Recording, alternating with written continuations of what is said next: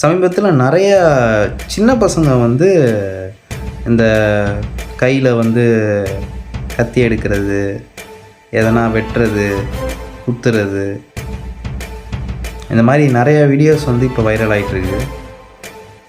நிறையா சேனல்ஸ்லேயும் வீடியோஸ்லேயுமே வந்து அவங்க வந்து போதையால் இதாக இருக்காங்க, அப்படி இப்படி எல்லாமே சொன்னாலும் அவங்களோட ஆள் மனசில் வந்து ஏதோ இந்த வெட்டு குத்து ரவுடிசம் இதெல்லாம் வந்து இந்த மூவி சினிமா அது இது எல்லாத்தையும் பார்த்து விட்டு ஏதோ கெத்து அப்படி இப்படின்னு நினச்சிக்கிட்டு இந்த மாதிரி விஷயத்துலலாம் பண்ணிக்கிட்டு இருக்காங்க.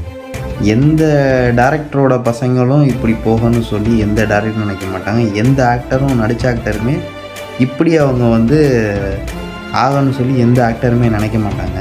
ஆனால் இன்ஃப்ளூயன்ஸ் ஆன இந்த பசங்க இப்படி ஆனதுக்கு காரணமும் அந்த டேரக்டர்ஸ் அண்ட் ஆக்டர்ஸை சேரும். கெத்து அப்படிங்கிற அந்த விஷயத்தில் தான் எல்லோரும் மாட்டிக்கிட்டு இருக்காங்க. ஒரு வீடியோ வச்சு இந்த கெத்தை வந்து எக்ஸ்பிளைன் பண்ணிவிடும். இதில் பார்த்தீங்கன்னா அக்யூஸ்டாக நிற்கிறவர் அந்த ஜட்ஜோட கிளாஸ்மேட். அவங்க ரியலைஸ் பண்ணிவிட்டு அவங்க ஃப்ரெண்டு தான் அங்கே நிற்கிறாங்க, அக்யூஸ்டாக நிற்கிறாங்க அப்படிங்கிறத தெரிஞ்சுக்குவாங்க. 2 பேரும் ஒரே கிளாஸில் தான் படிச்சிருப்பாங்க. ஒருத்தவங்க படித்தாங்க, இன்னொருத்தவங்க பேடான விஷயத்தில் ஈடுபட்டாங்க. அதோட விளைவு என்ன ஆச்சுன்னா, இவரோட விதியை தீர்மானிக்கிற ஒரு கையெழுத்தை போடுற சுச்சுவேஷனில் இந்த ஜட்ஜாக அவங்க ஃப்ரெண்டு வந்து உட்காந்துருக்காங்க.